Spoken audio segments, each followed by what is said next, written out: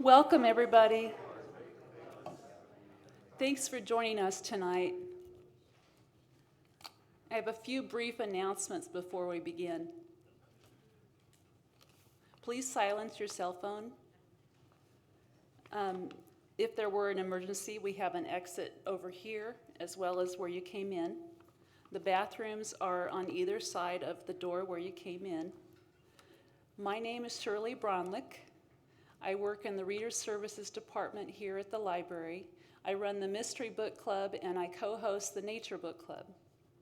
And I enjoy championing stories about social justice and the natural world.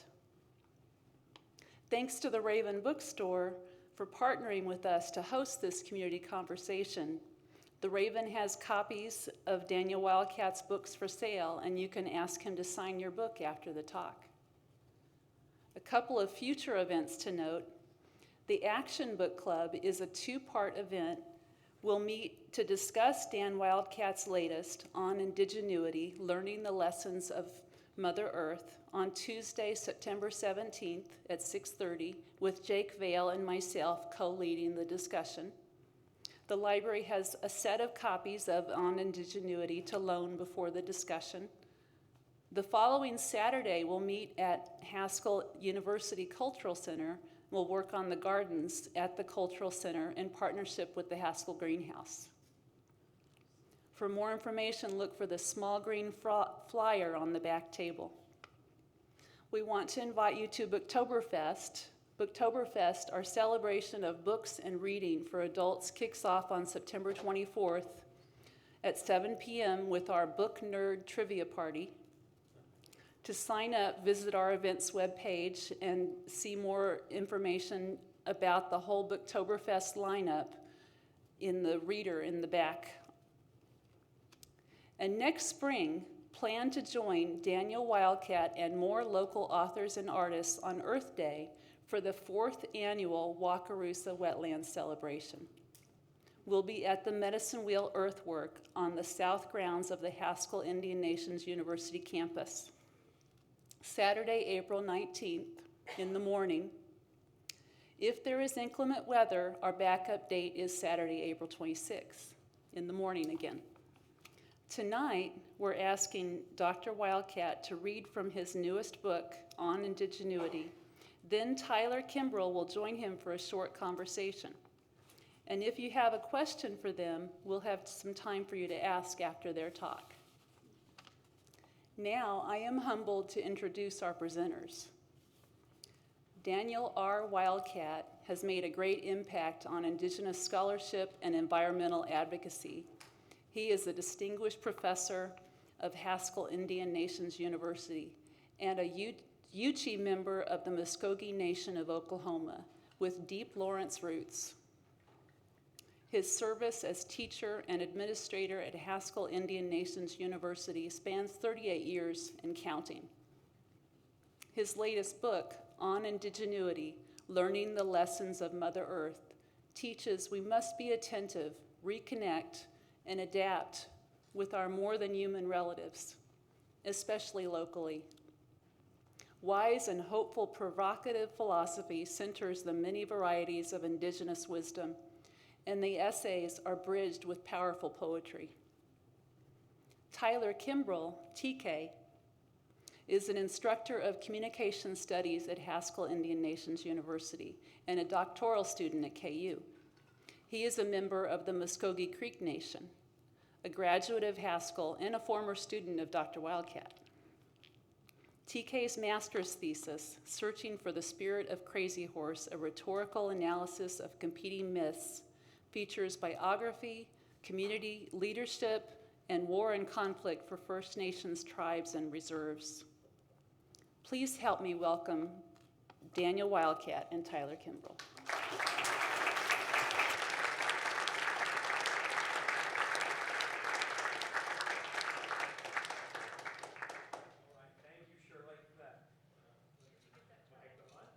Yeah? All right. Thank you, Shirley, for that marvelous introduction. And so, I don't know how much I can get through in 15 minutes.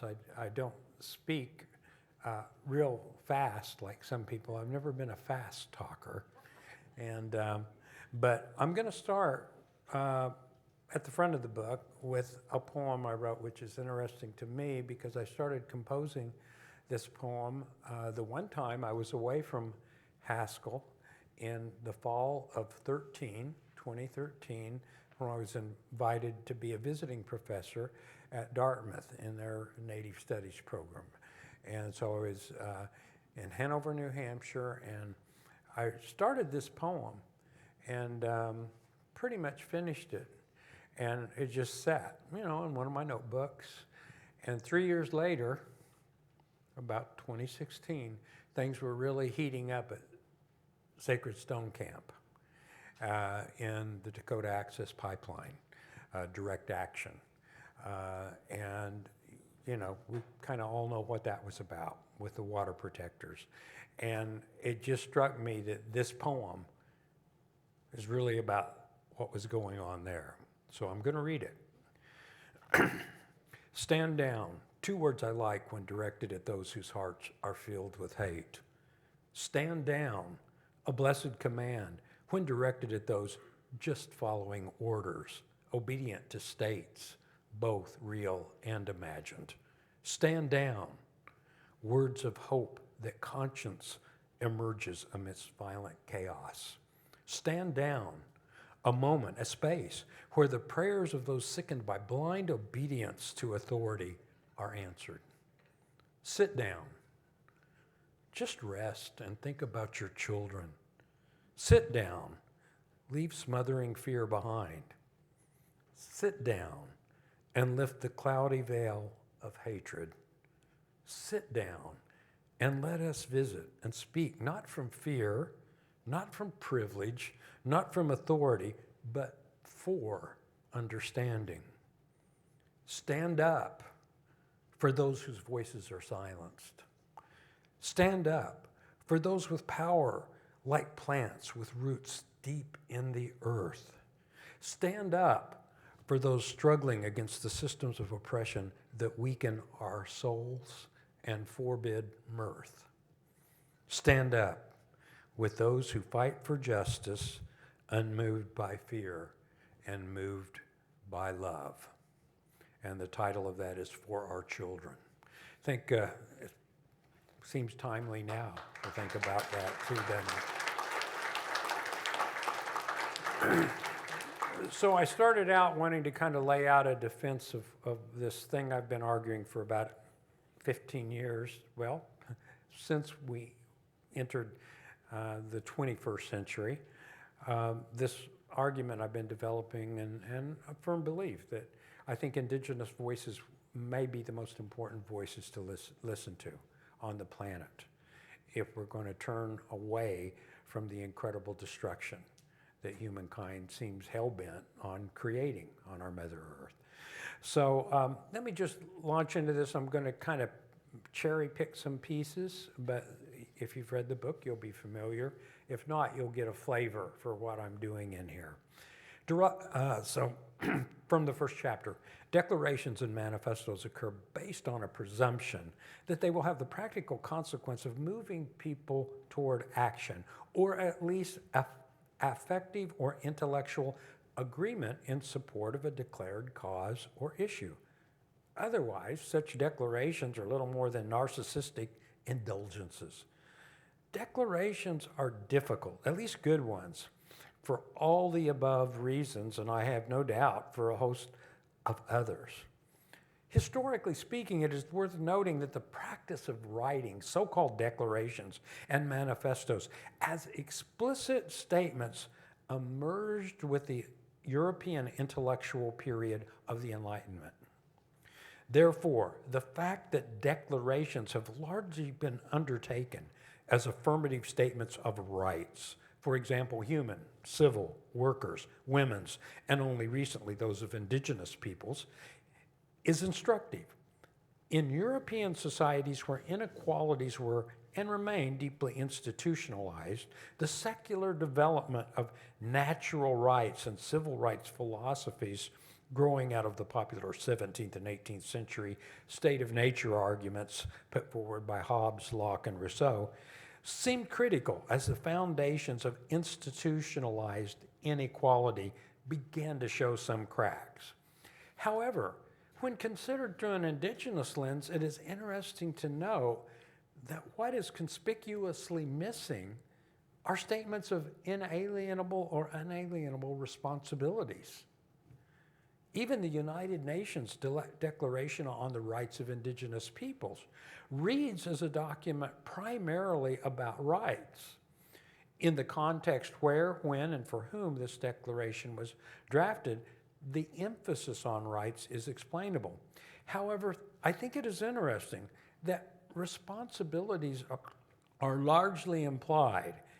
As I said, declarations are difficult documents for a host of reasons, and those of you familiar with my book know this is one of the main arguments I make, is that in indigenous traditions, it's really inalienable rights are regarded as highly by indigenous peoples as any people on the planet, but that's only half of what constitutes the foundation for governance, because they're considered literally hollow. Those rights are hollow unless they are coupled with unalienable responsibilities. The reason for suggesting indigenous people's voices will be the most important voices in the 21st century are many. They are based on my research, teaching, and work with indigenous peoples during the past 37 years, and the consequent firm conviction that indigenous knowledge, wisdom, and traditional ecological knowledges provide a critically important counterpoint to the dispiriting insanity surrounding many in modern society today. As such, I am less concerned about the objectivity of what follows than the honest expression and usefulness of my observations in encouraging societal standards of objectively promoting justice than I am in meeting conventional standards of objectivity. Promoting justice than I am in meeting conventional standards of objectivity. Hardly a radical declaration until one examines why honesty, seems so elusive in the enlightened and civilized societies we live in today across the globe. To prepare the ground for what follows, I offer the following statement of truths I remain mindful of in my life. No one knows it all. Everyone knows some of it. All of what we know is incomplete. It is the cosmos, the creation, the mystery surrounding us. It, the cosmos, the cosmic mystery, is less an idea than it is a sense, a feeling. In this world, we are surrounded by beauty and by ugliness too. Never let the ugliness obscure your ability to see the beauty around you. The mystery is life. It is unframeable. One cannot create something from nothing. There is good work. It ends encouragement, I think. It ends with some encouragement, I think. It ends with some encouragement, I think, for what we might do. And finally, indigenous peoples remind us that before we embrace sustainability, we might do well to ask, what exactly are we so set on sustaining? It is time to listen to peoples with rich intellectual and wisdom traditions that have no stories recognizable in the modern Western sense of progress, but stories instead that speak of humanity from maturity and life-enhancing perspectives of humility. How ironic that the most dangerous myths of life on Earth are those that promise us, humankind, a better life and are presented as a sort of rational material realism.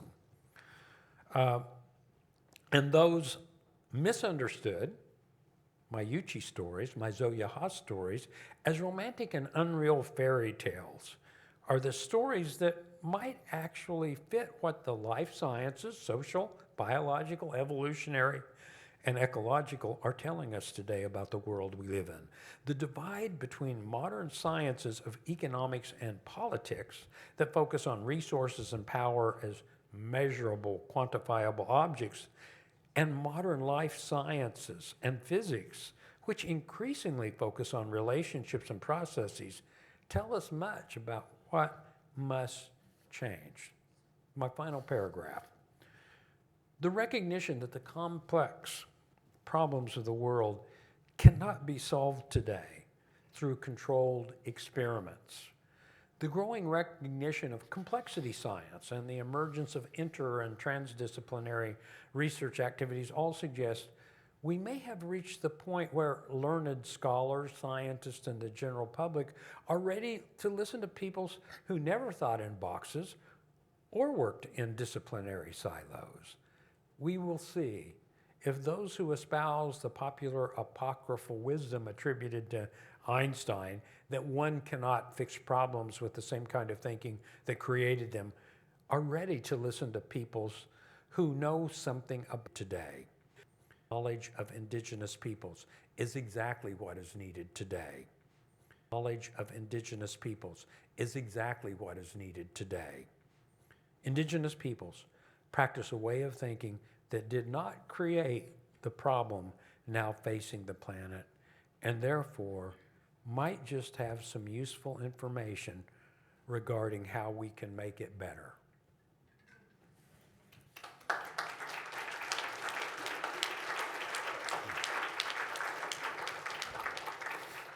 All righty. Okay. So as they mentioned, I was Dan's student, and I think it's important to point out how we met. It was in your Indigenous philosophy class, and I took a shining to Dan, like many of you have. I was just enamored with the way he spoke, even though it was a bit disorganized, and Dan, you'd always say there are three things, and there'd be one thing, and then two things, and then never would get to the third. So I started to spend a lot of time around him because I admired him, and this rumor started going around that he was my biological father. Somebody was fanning those flames. I don't know what was going on there. So I wondered why. I said, is it because we're both? It's because of the way y'all sit. It's because of the way y'all sit.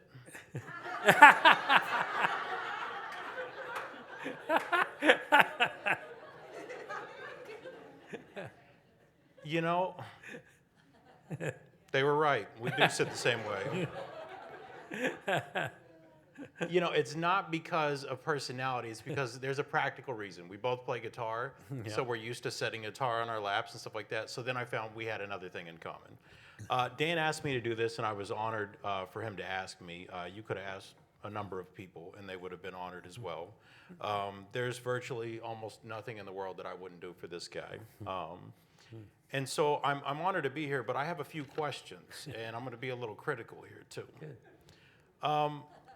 One of the things you emphasize in your book is the need for what you call a cultural shift from anthropocentric thinking, where we return to indigenous epistemologies. Maybe it's our return, but their arrival.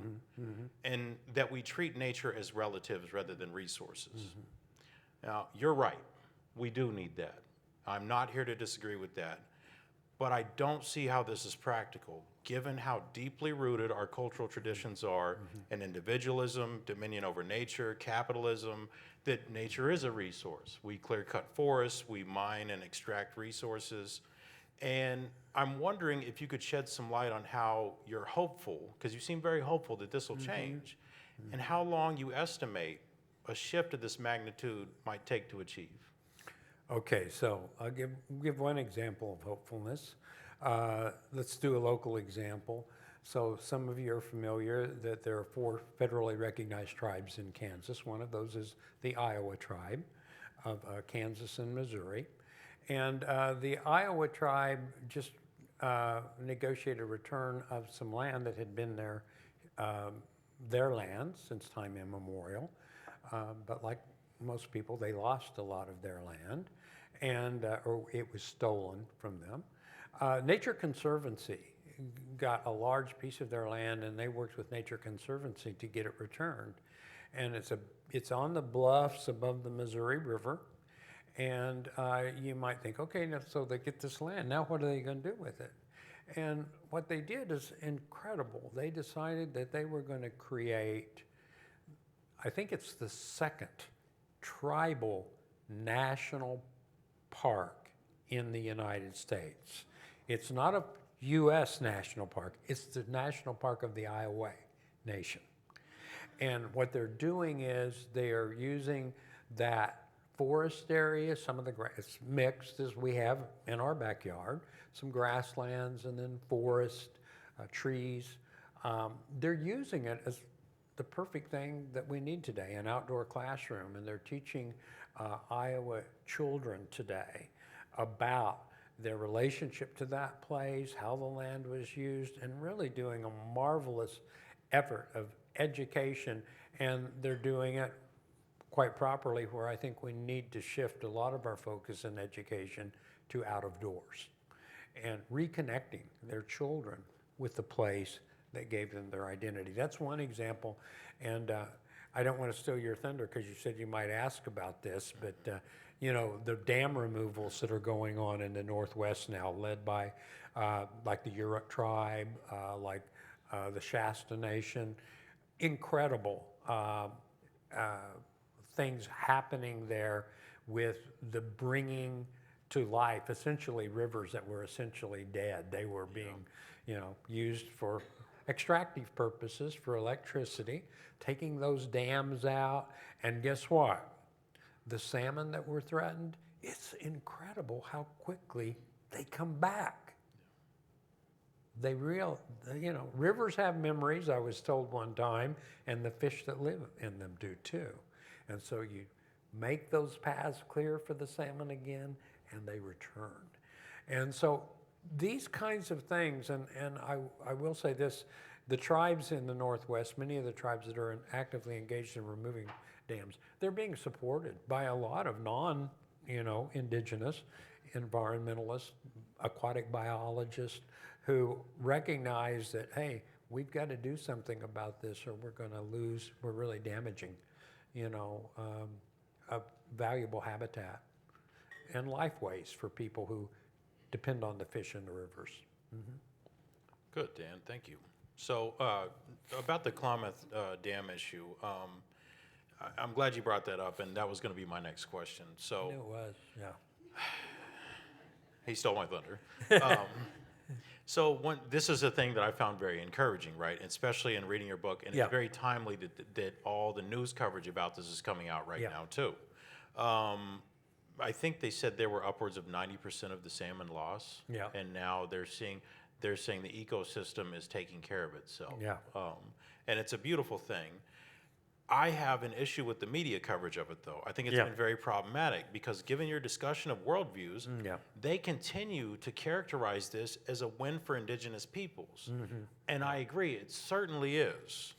But I can't help but think this is more so a win for the salmon and the river ecosystem. Right, yeah. And yeah, we benefit off of Yeah. the salmon being there, sure. But it seems that we can't shake this human-centered approach to these problems, even in victory. Mm-hmm. And how encouraged are you by this, or does this just demonstrate how far we have to go? Yeah, I think it's really a challenge, but I do think that people are beginning to kind of get it, and it's maybe not an intellectual thing; it's something they feel. And so I'll go back to where I began with the water protectors.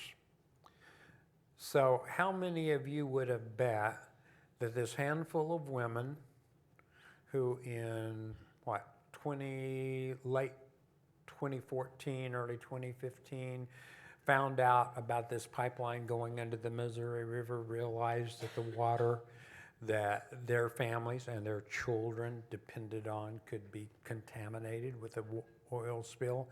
How many of you would bet that 2.5 years later, when Sacred Stone Camp had expanded into 2 other camps along the Missouri River, that when, authorities were threatening to bring in the National Guard to remove them all, that they would have Vietnam veterans arriving on motorcycles and pickup trucks to stand with the indigenous women and men at Standing Rock. And in fact, I think you go back and look at it, and many of my students were up there at that time. With my blessing, they weren't finishing their courses, but they were at Standing Rock. They felt it was that important, and they told me, that final month up there when things were really coming to a head, it was kind of interesting to recognize that out of some people say as many as 12,000 people, that 2/3 or 3/4 of the people were not of a recognized tribal lineage, although we all have one, right? Everyone in this room has one. But I think that was hopeful. People kind of got this idea that water is life. And if you think about that, how precious water is, and we start reframing it, I think that's a good first step to start thinking about then the earth itself, the soil, and the plants, the animals. I don't think it's a stretch. I think we're beginning to begin a very gradual movement. I think it's largely generational. I think young people have a lot less difficulty grasping this than maybe some soon-to-retire biologists and ecologists, who still want to do good old hard science. So I don't know. I think things are changing. Mm-hmm. Great. Well, I have one more question Okay. for you. So, you want to build collaborations Yes. with, and you've talked about this. We have a lot of examples of this thing occurring, and thank God. But one of the things that I'm thinking about this is we need those allies, we need the collaborations. But when you and I have been to conferences with, quote, the Western scientists, right? Mm-hmm. It always has felt to me, and I hope there's no Western scientists in here. There are. There are a bunch, yeah. Jeez. I'm going to need security to get me out of here. I've always felt that they had a curiosity, but never took us seriously. Mm-hmm. And always posited that their way of thinking and their credentials superseded, tribal epistemologies. Yeah. And, I think that the Western scientist has a lot to learn beyond what they already know. And they know a lot. And they provided us with a lot of information. And we have a lot to offer in the form of tribal ecological knowledge. Mm-hmm. But the issue that I've seen is not just on their front, it's also on ours, because while they have a curiosity, but don't take us seriously at the level that probably should to affect change, we also don't trust them. Mm-hmm. And we don't share that knowledge. Mm-hmm. And then silence occurs and nothing happens. Mm-hmm. So I guess my question, that was more of a statement. First national at Haskell Indian Nations University to create the first national at Haskell Indian Nations University to create the first national NSF-funded Convergent Science Hub. Convergent Science is the new catchphrase NSF uses for radically interdisciplinary or transdisciplinary work. In other words, everyone's supposed to get out of their silo, get out of their boxes, and we collaborate. Well, that's hard enough right there. But I think what we're seeing is, because when we wrote our grant with a lot of friends, a lot of those allies from NCAR, from Scripps Oceanic Institute, from NOAA, we said, okay, our convergent science is going to be different because, one, we want it community driven by people living on the coast who are facing the existential threats of climate change. They're going to lead the science. They're going to tell us what the questions are. And second, we're going to include indigenous knowledge holders, people in those communities who've lived their whole lives there. They're scientists too. They're not our research subjects. We compensate them the same way we compensate scientists because they are scientists. They're indigenous knowledge holders. And what we're not, who are used to relationships, and you've even got to get people who are used to relationships, and you've even got to get people who are used to talking to other scientists. They have a shorthand they use, how they talk about everything, and tell them, well, no, you're going to have to explain what you're doing to that auntie and uncle over there who maybe have, a high school education. And their first response might be, I can't do that. I don't know how to do it. Well, you got to figure out how to do it. This is important work. And then you have to get the community members to feel confident enough, to feel like they have some trust in this kind of relationship. So we will see. I mean, I think we're doing good work right now. I think it'll be interesting to see if NSF appreciates it, because they might say, well, you guys are still just, kind of visiting and having these gatherings and talking. And we're saying, yeah, because that's what convergent science, if you're going to include Indigenous people, have a great team. Several of our work, but I think we're doing it. We've got a great team. Several of our work, but I think we're doing it. We've got a great team. Several of our scientists are here tonight. I saw Brendan McInerney, and I think Stephanie Willis is here. They're on the Rising Voices Changing Coast team. But I just want to make it clear.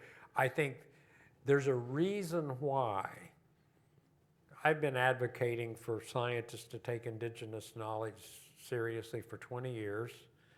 And I know why it's hard work. It's hard work because you can get them maybe to start to conceptually understand it, but then they think they can walk into a community and say, hi, I'm from Scripps Oceanic Institute, and I'm here so you'll tell me your traditional knowledge.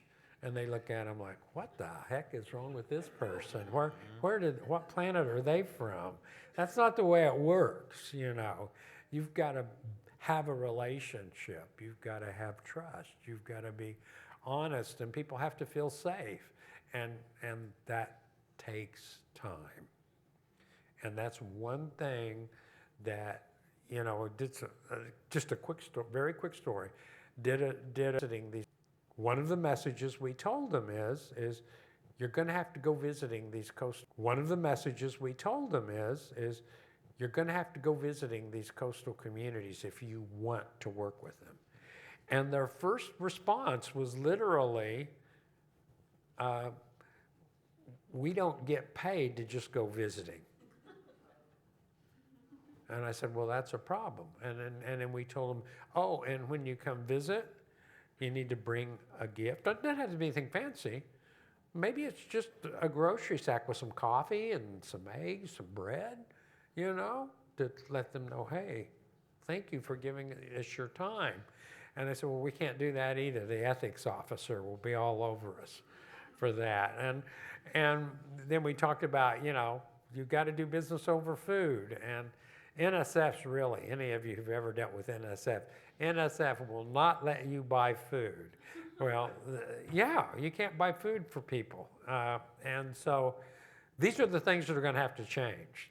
And so we're pushing that to say, if you want to do this science, you're going to have to honor the way what our scientific protocols are. And these are our protocols. You've got to show respect, demonstrate respect. No better way than to know people than over food, break some bread together. And that's something that they're still not quite sold on, but we're going to keep pushing. Mm-hmm. Did we use up our time, or are we? We have 1 minute. Oh, man. Wow. Okay. This. So people have asked me, So people have asked me, how would I do an elevator speech for this book? And so here's my elevator speech. There are 3 things that we can all start to do that cultural shift, that different lens. Let's put on an Indigenous lens. Let's walk away tonight from this room saying we're going to leave behind that miseducative idea that we live in a world full of natural resources and that we live in a world full of natural relatives. think of how dramatically that would change your paradigm in relationship to water, the earth, the wind, the sun, all of it. I think that's indigenous realism. That's the way we think of these things. And then it gives you that opportunity to say, then maybe we can back off the insane amount. Do that anymore. Because you can't do that anymore. Because you can't do that anymore. Because now you're living among relatives. The question you've got to ask yourself is, how am I going to live responsibly among my kinfolk? The plants, the animals, the earth, the water. That's the community that we have to begin to understand we're a part of. And if we do that, then here's the good news. We can not worry about, well, we can really see very clearly the greenwashing that many corporations do. And we can say, we're for something different. And so here's the challenge. And Red Alert, this is what I wrestled with in Red Alert, my previous book. And I came up with this solution. I said, progress is such an anthropocentric view. When we think of progress, it's all about us. It's about our comfort, human comfort, about our human convenience, and ultimately capital gains. That's progress. What is the counterpoint to that? And then it occurred to me, you know what the counterpoint to it is, and why I like it is because we can get biologists, physicists, engineers. We need scientists who have a different lens. And the lens is, at the end of the day, what I'm for is how can we all live our lives in such a way that we are promoting systems of life enhancement on this planet. Not our comfort, not just our convenience, not our capital gains, but we're taking care and restoring a sense of community with all the life we share this planet with. That's not indigenous romanticism, that's indigenous realism. And I think we need a good dose of it right now. Anyway, thank you.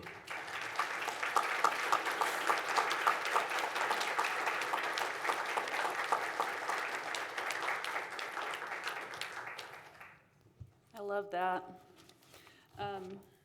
So we have some time for everybody to ask Yes. questions, but since I'm in charge, I'm going to ask first.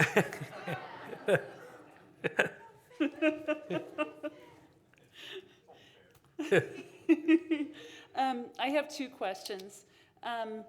First of all, when I was bringing you some posters for tonight's Yeah. event, I saw a poster of climate changed. Climate changed.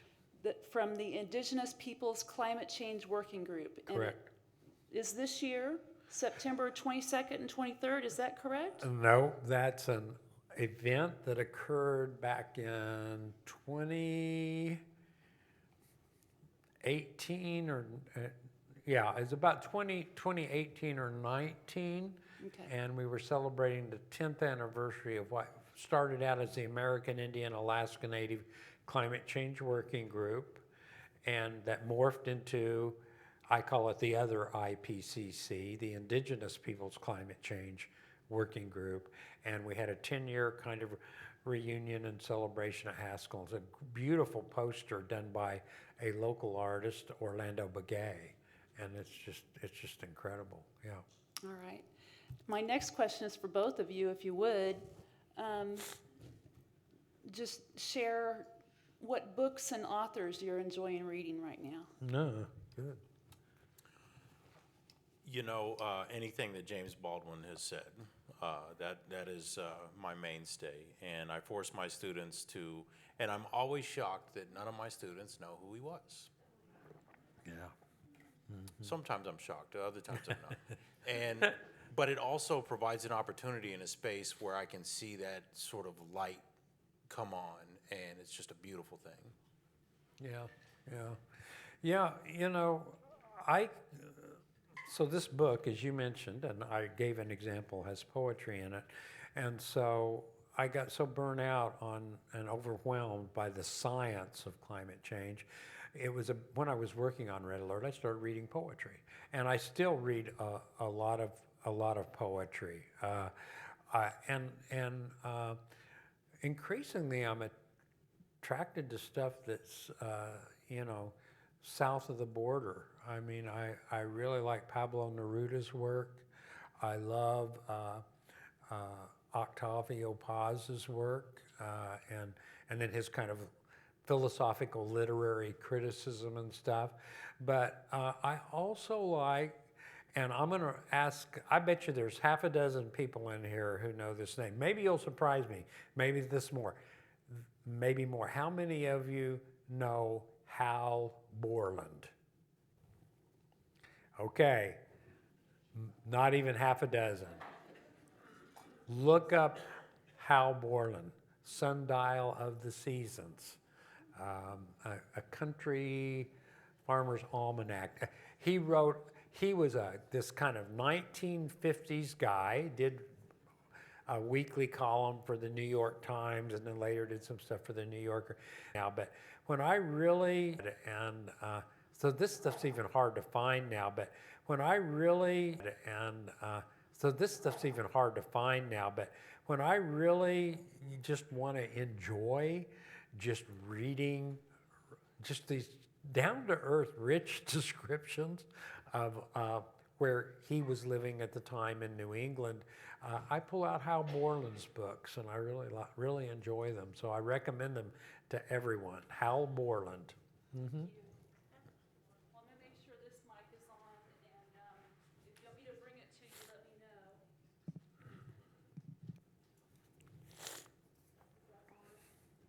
Is that on now? Yes. Now it is. Yeah. Okay, so come forward unless you want to wave at me, and I'll bring it to you. Yeah, we got a hand up back there, okay. Shirley.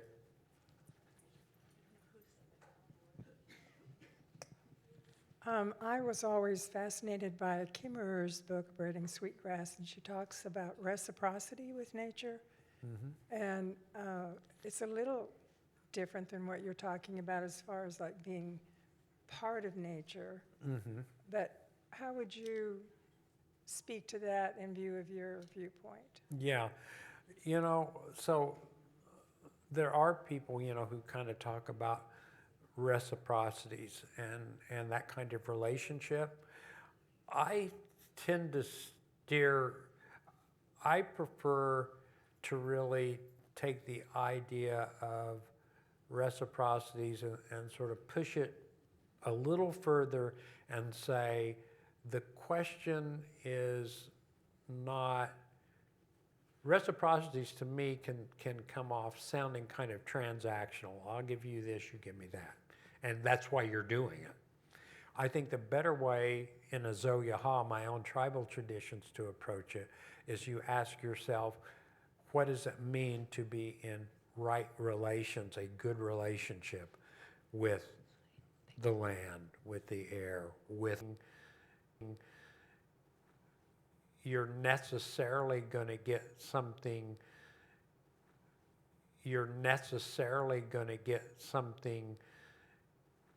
out of it, or it's going to be a tit for tat, kind of exchange. But there is this notion that we would be better off living as kin, as relatives, and you guys all know, at least in my family, if you treat your relatives like they're a resource, at a certain point, if that dirt road's long enough and they live out in the country and they see you coming, they turn off all the lights and lock the doors, and no one's at home because they don't want to be treated like a resource. And so I don't use reciprocity a lot. A lot of Native writers do talk about reciprocity, and I think they're putting that spin on it that really it's not this kind of calculation. I'll give you this, you're going to give me that. It's not a transactional kind of thing. It's really more almost like a symbiotic kind of relationship that we might find in nature. Mm-hmm. Yeah. I have another question here. I was, it has occurred to me with sustainability and how important it is, and to have an additional lens that has to do with an economic lens. Yes.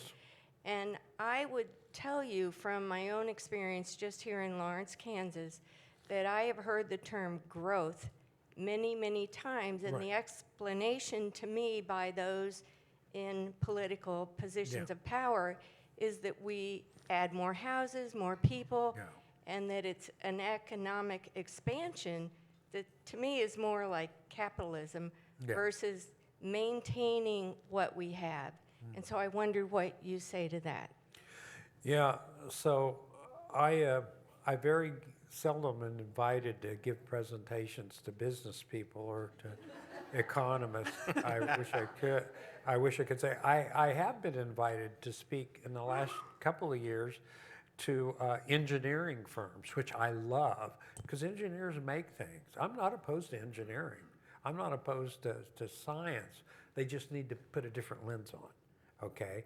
And so I recently just gave a presentation to a very large international engineering firm, and I think some people were surprised I agreed to do it. And I said, no, I'm going to do it because these are the people who make things, and we need to get them to kind of re-examine what they're doing. I think you're right on target. And so what I would say is that, you know, to me, this whole issue of growth, that we need to really, you know, talk about a different lens. What about the growth of, you know, a sense of wellness? What about a sense of belonging? Couldn't understand. We got all kinds of evidence that more money doesn't make you healthier or doesn't make you feel safer or a part of a community. And so, you know, I think we really have an opportunity, you know, to talk to people like that and say, hey, let's do something different. So there's a big move right now to do a future plan for the heartland. Right now, it's led by university types. And University of Iowa's taken the lead, and Iowa State. And right now it's including Oklahoma, Kansas, Iowa, Nebraska. And they're beginning to get into this debate, well, how big is the heartland and who is a part of the heartland? Okay, you know, we got to define it, right? And, but the title they gave to it was Harnessing the Heartland. And I said, and my first response in the meeting was, I said, I think we've got a problem right here with the title. I mean, you know, harnessing? I said, you know, I really have a problem with that. But it gave me the opportunity. And one of the guys who's been leading the discussion is a NASA scientist. And because he's had some kind of relationship, I think, with the University of Iowa. But he's been kind of facilitating this one. He sent an email the other day, and he says, hey, I've got a new name. How about harmonizing the heartland? I said, you got it. That's much better than harnessing the heartland, you know. And, you know, as people who've always been viewed as wild and in need of civilization, I'm very sensitive to wanting to harness things, you know, yeah. Good question. Hi, good to see you. I have a quick question with the time left. Oh my gosh. You mentioned a technocracy earlier, and I wanted to pose this question to you, just given we can't realistically get away from a lot of the technical conveniences that we have, like cell phones. Yeah. So what are both of your thoughts on technology and how it fits into this kind of indigenous worldview and environmentally centered approach to living? Mm-hmm. I'll let you go I have a first. shorter answer than what he's going to have. I think it's again, it goes back to his point, his thesis in this book, which is that it's how we use those things, right? all technologies, right? And tribal or ethical and responsible human beings, right? And that's something that anyone can do, whether you're tribal or not. Ethical and responsible human beings, right? And that's something that anyone can do, whether you're tribal or not. And, you know, there's a guy, he was the Uruguayan president years back, and he talked about this same thing. Some of you are shaking your head if you remember that. And he said, I'm not advocating for going back to living in straw huts and Right. you know, caves and stuff. He said, but we have a responsibility to things around us to, you know, treat them with fairness and with respect. And so maybe technology in some ways with the right applications could be used to achieve some of the things that Dan is advocating for. That's more optimistic than I'm used to be, but it could be. No, I think that's, you know, this little thing is so powerful, and it does, you know, it can take people's lives over. And I think, you know, I'm going to stick by the formulation that my dear friend and mentor helped me come up with, Fine Deloria Jr. The way we reframed and thought about technology is that technology's value, we should relate it to community, cultural enhancement, and communication. And I think we could make an argument that in many ways, the way people have used this has been damaging to all three, to communication, to community, and to culture. And so could we use it to our right relationship with this? How could we use it to our right relationship with this? How could we use it to improve communication, culture, and community? After I do a very short introduction in my book, and some of you who've read it will remember this, I've got kind of just a short preface, and then my introduction is, I think the title is something like, Let's Stop Lying. And I really focus on what I'm really talking about is that we let so much mistruth, misrepresentation, outright lying pass for news, pass for information, that I think it's time for us to we've got to call that out and say, no, that is, you know, you can't do that. You violated really a sense of trust and honesty when you do that, and yet we're surrounded by it, you know. And so I think that would be my answer is let's reframe community and reframe technology. So we say good technology is technology that enhances community. Now remember, I'm not just talking about a human community.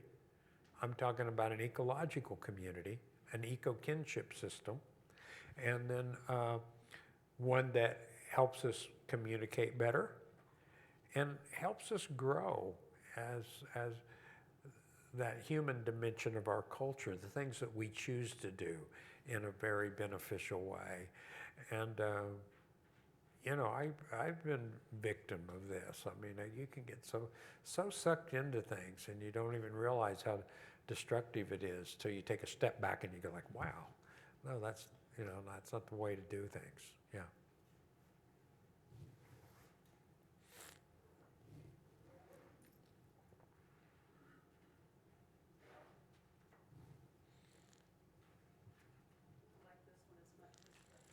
There it goes, yeah.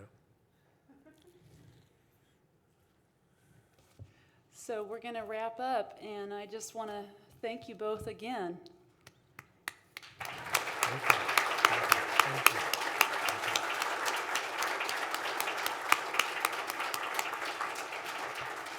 And there are a few minutes yet that you can buy the books and line up to ask Dr. Wildcat to sign your book.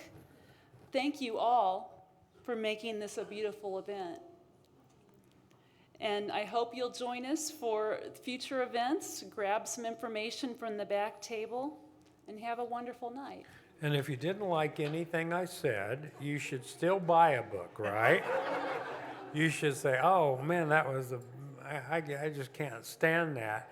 And what you can do is buy it for someone you really dislike and give it to them as a present, okay? Oh, good one, man. You haven't lost it.